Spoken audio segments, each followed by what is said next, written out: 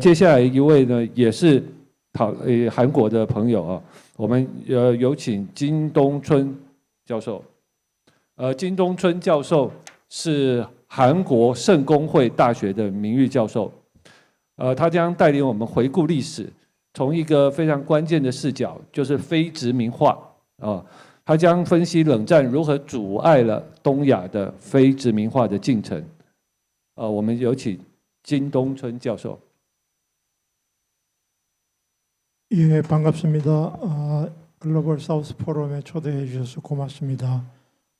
저는 그 한국 전쟁, 조선 전쟁을 어떻게 종식시켜야 되고 그것이 동아시아 평화에 어떻게 연결되는지에 대해서 짧게 말씀드리겠습니다.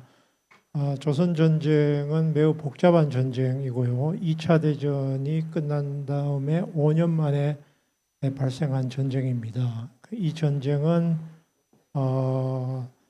제국주의에 대한 반식민의 투쟁의 성격도 가지고 있지만 동서냉전이 격화되면서 미소 대립의 측면도 가지고 있고요.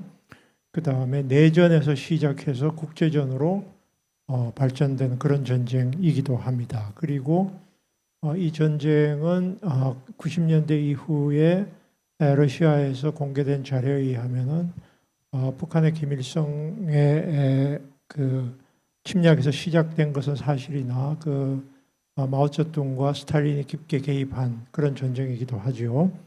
그러나 미국은 이 북한의 침략을 경찰 행동이라고 간주를 하고 이 전쟁에 개입을 했고요.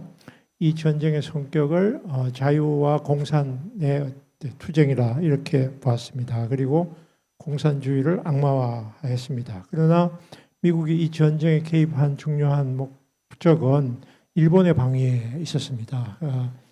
북한의 남한의 침략을 그대로 방치할 경우에 전 세계적으로 반미적인 도미노 현상이 일어날 것을 우려했기 때문에 즉각적으로 개입을 한 것입니다.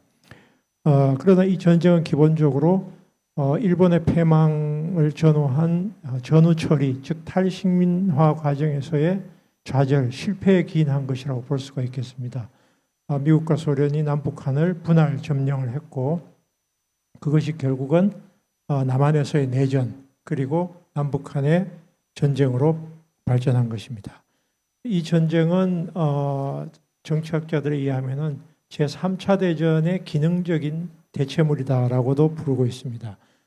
결국은 조선전쟁은 3차 대전의 하나의 변형된 형태라고도 보기도 합니다. 그러나 이 전쟁은 동시에 그 이후에 베트남 전쟁으로 연결되는 일종의 반식민 투쟁의 성격도 가지고 있지만 제3세계에서의 저강도 전쟁의 성격도 부분적으로 가지고 있습니다. 그래서 이 한국 전쟁은 매우 복잡한 성격의 전쟁이고 아직도 이 전쟁에 대한 충분한 진실이 밝혀지지는 않았습니다. 그리고 이 한국 전쟁이 발생함으로써 남북한은 두 체제가 훨씬 더 경직해 고착화되었고 한국에서의 탈식민화의 과제가 좌절되거나 지연되었습니다. 아까 앞에서도 731 부대의 생체 실험 이야기가 나왔습니다만 일본이 조선이나 이웃 국가, 아시아 국가에 남긴 그 식민지 정책, 그 다음에 폭력 이런 부분들이 제대로 정리되지 않은 채 넘어가는 그런 계기가 되었습니다. 이 전쟁의 최대 피해자는 물론 남북한 조선 인민들입니다. 약 300만 명 이상의 민간인이 사망을 했고요. 수십만 명의 중국군, 그 다음에 수만 명의 미군이 사망을 하기도 했습니다.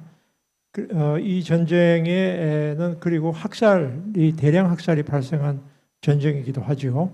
그래서 이 전쟁은 19세기부터 시작되었던 일본의 말하자면 침략주의에 발생한 학살의 그 연장선에 있습니다. 일본이 동아시아에서 벌인 학살의 시초는 19세기 말 조선에서 발생했던 동학 농민군 토벌에서부터 시작했습니다.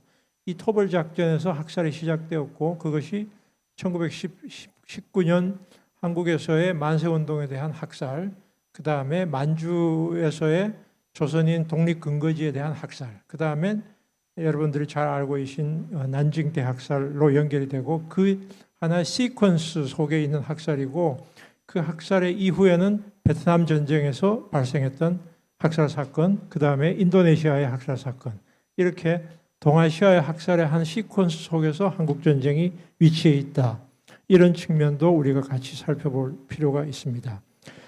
이 전쟁이 미친 영향은 1953년 휴전 체제로 결국은 봉합이 되었고 그 이후 지금까지 70년 이상 남북한은 전쟁 상태가 유지되고 있고요.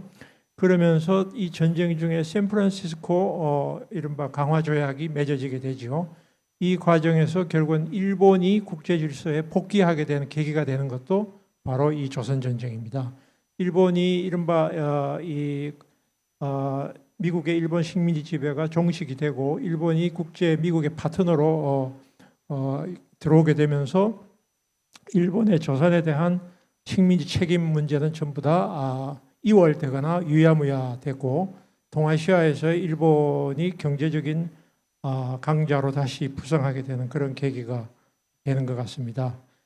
그래서 일본은 이 한국 전쟁의 최대 수혜자이고 전후 부흥, 이른바 55년 체제라고 하는 것도 한국 전쟁으로부터 상당한 말하자면은 그 힘입은 것이라고 볼 수가 있겠습니다. 물론 중국도 이 한국 전쟁의 수혜자이기도 합니다. 물론 중국은 이 한국 전쟁에 참여해서 많은 희생을 낳긴 했으나 당시에 49년에 혁명이 일어난 지 1년도 안 된 시점에 조선 전쟁에 참여함으로써 세계 최강의 미국하고 결국은 전쟁을 벌임으로써 중국이 이 1955년에 비동맹회의를 주도하는 제3세계의 주도적인 그런 역할을 하게 되는 국가로 부상하게 되는 것도 이 전쟁의 중요한 결과였다고 생각합니다. 물론 이 전쟁의 최대 수혜자는 미국입니다. 미국은 메카시즘을 이 전쟁 발생 직전에 미국에서 메카시 상원의원의 폭로가 있었습니다만 한국 전쟁을 계기로 해서 미국의 군산복 합체가 본격적으로 자리 잡게 되고 그 이후에 미국의 우익 체제, 반공주의 체제가 강화되는 계기가 바로 이 한국 전쟁의 결과라고 볼 수도 있겠습니다.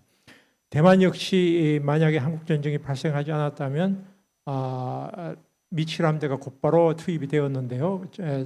중국에서 대만을 아마 통일을 했을 것으로 이런 생각하고 있습니다. 그래서 이 전쟁이 미친 영향은 동아시아 전체와 그걸 넘어서서 세계의 냉전 체제 자체를 강화시킨 그런 계기가 되었다고 생각합니다. 어쨌든 이 전쟁이 아직도 끝나지 않는 상태로 남북한이 지금까지 70년, 80년 동안 분단 혹은 전쟁 상태가 지속되고 있습니다.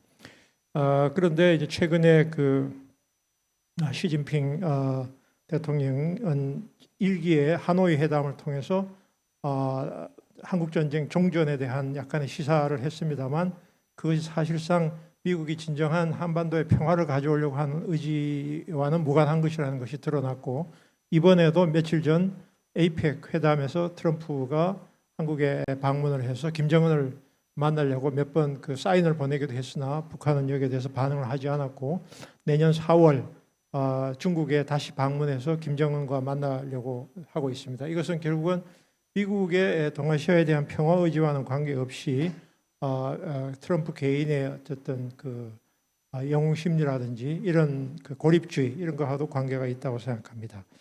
어쨌든 그 동아시아에 지금 이 평화 체제를 위협하고 있는 중요한 요인 중에 하나가 남북한의 이 분단과 전쟁 상태인데 이 상태는 단순한 군비 강화만을 가져오는 것이 아니라 사실상 일본, 대만, 한국 이 나라들의 어떤 사회적인 여러 가지 이 군사비 지출뿐만 아니라 사회적인 형평성이나 반공주의 체제가 오랫동안 지속됨으로써 국내에서의 그 인민들에 대한 사회복지, 빈곤, 실업 이런 문제도 상당히 심각하기 때문에 이것을 국가 대 국가의 문제가 아니라 우리가 글로벌 사우스 문제를 볼 때도 바로 각 나라에 있어서는 존재하고 있는 실업, 빈민, 그다음에 청년 실업 이런 문제, 현재 중국도 이제 그런 문제에 지금 봉착해 있는데 이런 문제를 청산해 나가는 과제와 굉장히 긴밀하게 연결되어 있고 중국의 부상은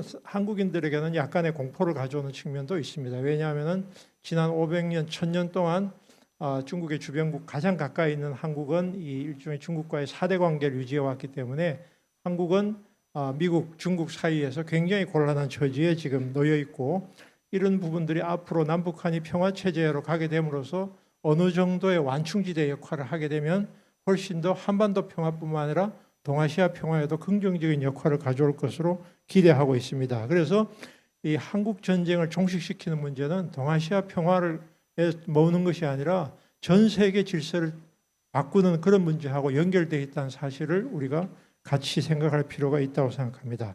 어쨌든 동아시아에 있는 대만, 한국, 그 다음에 북한, 일본도 마찬가지지만 어쨌든 이 2차 대전 이후에 정상국가로서 아직 자리를 잡고 있지 못합니다. 약간의 그 결성국가적인 성격을 가지고 있는데 국가 형성 과정이 있다고도 볼 수 있습니다. 그러나 이 과정에서 이미 냉전 체제는 신자유주의 체제로 넘어가고 21세기적인 맥락 속에서 우리가 다시 이런 그 탈식민 문제와 전쟁, 평화의 문제를 고민해야 될 시점에 놓여 있다고 생각합니다. 감사합니다. 谢谢金东春教授，他提醒了我们一个很重要的点，其实东亚不只有冷战啊，其实还有朝鲜战争跟越南战争2场热战。另外这个金教授也把这个东亚的问题集中在这个非殖民化的没有办法彻底的完成，而没有办法完成，事实上是美国帝国主义在东亚的介入所造成的结果。我们感谢那个金教授的发言呢。